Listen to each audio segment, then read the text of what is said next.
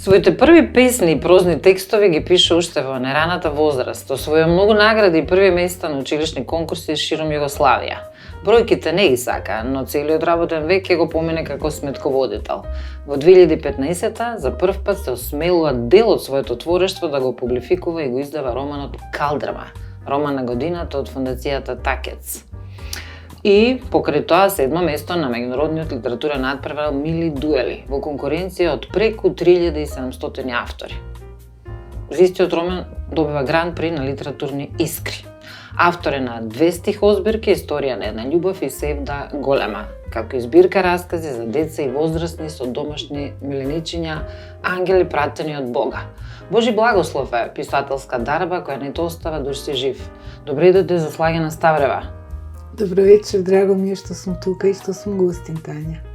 Да, неодамна бев на ваша промоција, ми беше чест и еве се уште мирисаме на тази отпечатана книга Севда голема, меѓутоа прво нешто што сакам да ве прашам, затоа што неодамна баш бевте емотивно погодени од една исто голема наша сограѓанка која е љубител на книги, книголюбец. Писателка, бевте заедно основачи на едно непрофитабилно граѓанско здружение Манускрипт.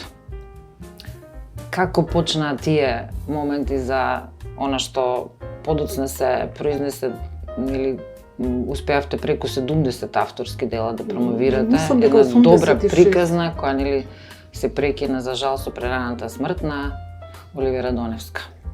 Па да, изгледа ништо не е случајно на овој свет. Токму вчера беше роден ден на Оле и 6 месеци како е почината. Јас и она имавме едно многу ретко и многу убаво пријателство. Понекогаш викам дека беше ангел пратен од Бога за да на сите ни даде многу љубов. И драго ми е што еве токму на овој ден зборуваме за Оле. Создавањето на Манускрипт беше многу спонтано. Јас како автор на Калдрма се обидував сама да издадам, конкурира во Министерство за култура, добив нивна поддршка и мислев дека ќе го дадам ракописот на издавачка куќа и тоа ќе иде многу лесно. Меѓутоа не беше така, се соочив со многу проблеми и ја издадов сама на крајот и во еден спонтан разговор многу доцна после 12 соли и кажав како и ја раскажував голготата низ која помина и дека сакам на некој начин да им помогнам на останатите автори кои што не се афирмирани да го пронајдат својот пат и да остават некаков трак свој. И Оле, како што беше онака целата спонтана, тоа се случува во еден навечер, она вика, па што не ставиш на Фејсбук дека се оформува група? Па чекај се, ја да смислам, јас ми треба од сите страни да ги разгледам нештата, зашто јас сум вага, па барам некаков идеал, додека она беше многу поспонтана од мене. И она за 2 секунди ми вика, отвори Фејс, јас отворам и гледам ново здружение на писатели на Македонија и слика ставено, викам ти не си. Мислам, не ми се веруваше. Готово, почнуваме, ја и ти го почнуваме. И навистина. Значи така почна. Така почна и прерасна во едно големо здружение.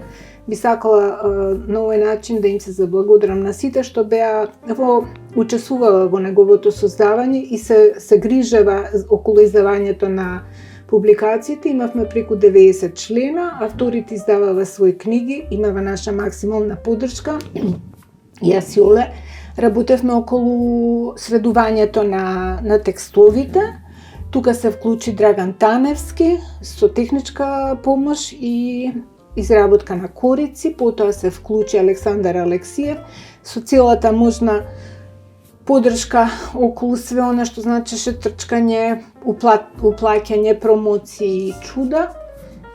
Понатаму се беше член на здруженијето ДЗОВ. И не би сакала сега да ги набројувам сите. Да, меѓутоа, ете, спомнавме чисто емотивно. Првото чедо, прво по Калдрма, како што се вели, 480 поплочени страници со Калдрма. Како почна идејата за Калдрма, на ваше истражување, по дуќанчињата, по луѓе, по семејства, како почнавте приказната, сева да се претрчи во еден импозантен роман кој буквално го има сентиментот, духот на Скопје, на Македонија, на старата турска чаршија и на се она што е врзано со љубовта кон човекот. Па да, есенцијално нешто за мене во животот е љубовта, и мислам не само за мене, за сите нас. Калдерма е создавана многу долго, 3,5 години се создаваше. Започна многу наивно, јас имавме во тоа време блогосфера македонска и пишувавме текстови, се собра една клика на луѓе кои што пишувава на блогосферата и јас настапив со еден мој расказ и на луѓето им се допадна и барава уште. Па следеше уште еден, беше една наивна приказка за девојки кои што наблюдуваат во соседството низ Капеџик во Тетово еден млад чорбаџија кој што се мие на чешма. И нивните емоции. Згоден млад чорбаџија кој се мие на чешма. Згоден се мие на чешма. И некако почна да расте приказката. Периодот кога е создава, кога се случува действието е пред Втората светска војна. Целиот роман периодот е 916-941, замислена како прв дел така да тече, а понатаму сака вториот дел да биде од 41 па нешто по војната, некои си уште 10 години. И има многу драгоцени податоци од тој период за еснавскиот живот и за сентиментот на луѓето од тој период. Колку време ви требаше сето тоа да го пронаѓате? Има, затоа што јас основна цел ми беше да доставам запис на одредени традиции, обичаи, значи граѓански и верски обичаи, никакви постулати, никакви норми на тоа општество, да го опишам животот од тоа време. Сакав да остане како траен запис некои од старите македонски песни и тука ги има во романот 8 се како лајт мотив кој после тече низ секој заглавие каде што се они пред заглавието. Имав идеја и CD да изадам да се слуша музиката, меѓутоа не успеав тоа да го направам. Ако ги ставив само и ги наброев адетите, таксативно, тогаш ќе немаше душа. Затоа решив да создадам една приказка во која со ликови, да, ќе тече се во ова низ нивниот живот. Неколку обичаи не се наброени свесно, сметајќи дека ќе продолжат во вториот дел кој никако да го завршам. А за да бидам реална, да не биде само фикција некаква моја, настојував да имам контакти со многу повозрасни луѓе кои што ми раскажуваа за нивното минато. Исто ми беше многу битно да го сместам действието во некој си реален простор. Барав многу материјал за тој период во Македонија и благодарна сум им неверојатно многу на Дарко Гавро, кој што е за мене врв. Кај него најдов во неговите 2 изданија премногу податоци, исклучиво за Тетово, он е тетовчанец. Најдов кај Бранислав Светозаревич, исто многу податоци, многу фотографии, многу слики, монографии се тоа и кај едниот и кај другиот. Најдов многу, сакам да ги прочитам, пошто им го заборавам името. Животот во Скопје, тоа е монографија 2002 издадена. Животот во Скопје од 918 до 941, автори се Ала Качева, Славица Христова и Татјана Георгиевска, еден сериозен, многу сериозен научен труд кој што го опфаќа овој период во животот и многу семејства кои што живееле и обстојувале во Скопје. Он изборат конкретно за Скопје. Тука е Данило Коцевски, Дарко Гавро го спомнав, Симе Трифуновски. Да, стари скопски семејства и хроничари на Скопје. Меѓутоа, многу податоци најдов на интернет и бев баш онака многу изненадена и фрапирана кога пронајдов еден список на емигранти кои што дошле од Македонија и стапнале на американското тло 1825 година и во тој список на луѓе кои што емигрирале пронајдов лекари од Македонија, архитекти, професори. Затоа велам драгоцено како етнороман кој буквално дава драгоцени податоци во една белетристичка форма. Читаш имаш научни податоци, факти на еден живописен начин. Да, и битно ми беше да остане запис за новите генерации, за да бидат свесни од каде потекнуваат, кои им се корените. и да ги подсетам оние кои што го живееле на некој начин тој живот преку своите баби, дедовци, да ги вратам во минатото. Што е калдрма? Кој истражуваше за калдрма, за зборот калдрма? Калдрма е добар друм. Значи на грчки стар збор, кој значи добар друм. И асоциација на нашиот живот. Значи, не е лесно, тешко е да се роди едно дете, меѓутоа е потешко од детето да создадеш човек. И дали е најтешко првиот ред да го почнеш кога редиш калдрамата? Па, првиот ред на калдрамаджиите, како оди? Да, прологот е едно раскажување на еден стар калдрамаджија мајстор кој што е родита. Изузетно школуван човек, меѓутоа по игра на случајноста се наоѓа во Тетово и работи како калдърмаджија. Со сето свое есенцијално знаење што го има за многу науки. Он раскажува, учи едно мало чираче детенце кој останато сирак и он го прифаќа и он го учи за калдърмаджискиот занает, всушност учејќи го за животот, за традициите, за нормите, за начинот на однесување, на нашето размислувањето на децето, кои што се универзални по мене. И за жал во денешно време тие постулати ги губиме. Исто ми е многу жал, се расалуваме со години. Зборам, мислам за нашиот народ. Генерално, да. Да, младите заминуваат. Можеби сакав да остане како запис за нив. Многу мудро, можеби да имаше книгата претходно, немаше да е откорнато на наша драгоцена калдрма во центарот на Скопје, да стават колку ми е жал за калдрмата. Да, претпоставувам. За такво нешто, навистина, тоа се големи грешки, да не речам гревови. Знаете како, нашата животна калдрма, многу е битно кога ќе почнеш, вика стариот, можам ли се фрагмент да прочитам? Да прочитате. Ајде да не... Пак е ваше да си ги знаете страниците. Ова стариот му се обраќа на детенцето кој има 5-6 години. Вели, животот гулапче ти е исто како и редењето калдрма. Колку повеќе коцки ќе наредиш, толку подалеку и ќе стасаш, рече стариот мајстор калдърмаджија. Кај редењето калдрма си има многу мајстории. Ако сакаш друмот да ти е цврст и прав, треба да знаеш која коцка кога да употребиш. Запомни, првите редови секогаш се најважни. Од нив и започнува мајсторијата. Од нив веднаш ќе видиш кој каков мајстор е, дали го бива или не. Ако првите редови знаеш да ги наредиш цврсто и збито, тогаш редењето на другите ќе ти биде многу полесно. И само уште еднашка, пошто е сакав тој дел да го почнем.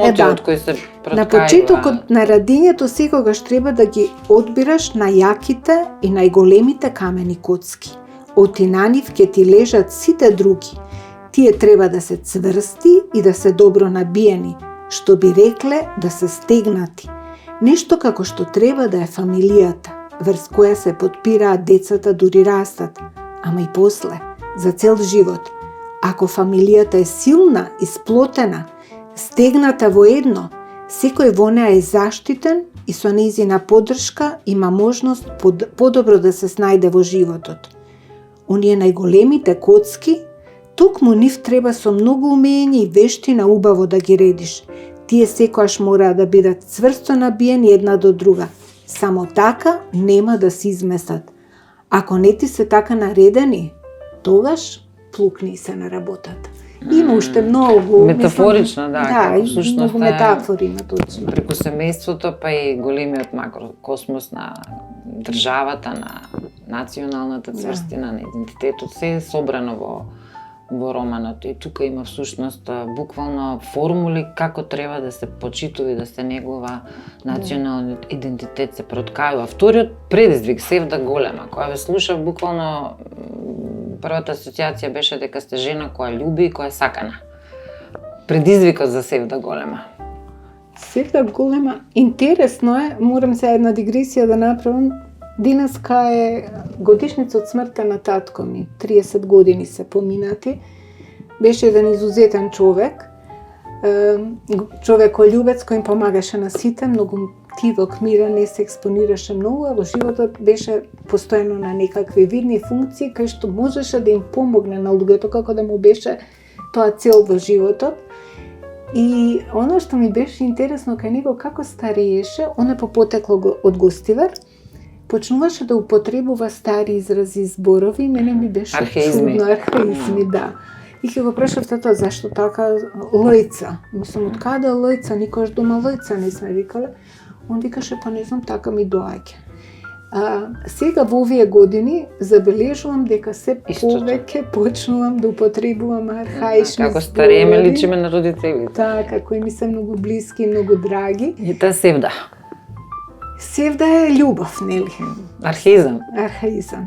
Севда голем. И некако почнав да пишувам многу со архаизми. Да, и калдрма е целата со дијалектна, не рековме на Но и тетовски. тука се народните зборови, да ги користиме, да ќе го збогатиме речникот на македонски јазик, да ги користиме тие стари, архаични народни зборчиња, кои се многу убави. Убави, Питки. се меки, топли, баш со онака емотивни. Јас дома кај нас во семејството се зборува три јазика. Семејството ми од Триглав до овде до Скопје се зборуваше на словенечки, на српски и на македонски јазик додека бев дете. Основното образование го завршив на српски, значи се описменив на српски јазик и долго години размислував на српски, многу литература читав на српски. Мислам дека и во тоа време повеќе сите читав на српска литература. Српско-хрватски, да. Имавме некако повеќе, подостапни ни беа. Имав огромен диапазон на зборови, кои што си ги употребував додека создавав своја литература. Меѓутоа, како старев, баба ми, дедо ми и на татко ми родители се гостиварчани, они зборева гостиварски. И мислев дека нешто не им ги фаќа многу зборовите, ама сега кога остарев ми се навраќаат. Фативте кусур. Да, и многу ми се убави старите имиња и старите зборови, не дека имам против нешто од напредокот, од доброто. Да, неологизмите се, меѓутоа е Јазикот е жива материја, би сакала нешто меко и топло се. Би сакала јас за крај нешто меко, топло да прочитате песната за љубовта. Ретки жени. Срекни се жените кои наместо ниски од алтани на градите носат бакнежи од својот човек. Градите им се распупени како мирисни ружи среде лето, а лицето им е некако светнато, испрскано со искричива радост. Уште оддалеку забележуваш дека одат поинаку од другите и дека на рацете место златни белезки прегратки наредиле, а на прстите стисоци љубовни скоскапоцени прстени клале. Не се ни богато променети, а блескаат како царици. Оти се со плашт љубове нагрнати. Во гипкоста на одот гледаш дека се сакани. По мекоста на кожата дека се галени. Косите им се игриви, живи како водени слапови, а усните сочни и набабрени, ко зрна грозје на есен, полни благи сокови. Здивоти мириса на мискојна, а од очите им извираат звезди кои светат катаден. Насмевките им се широки како морски широчини и сите веднаш разбираат, уште од првото видување со нив, дека се ова жени од Божја рака допрени, зашто малку такви ги има, ретки се. Многу се ретки жените кои љубат и кои се исто толку многу љубени. Толку.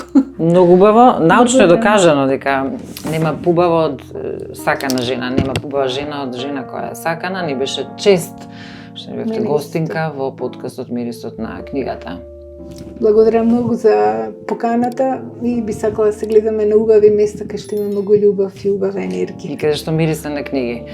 Да. Останете и понатаму страница МК, мирисете на книги, мирисете на Севда, затоа што единствената формула за квалитетен живот е љубовта.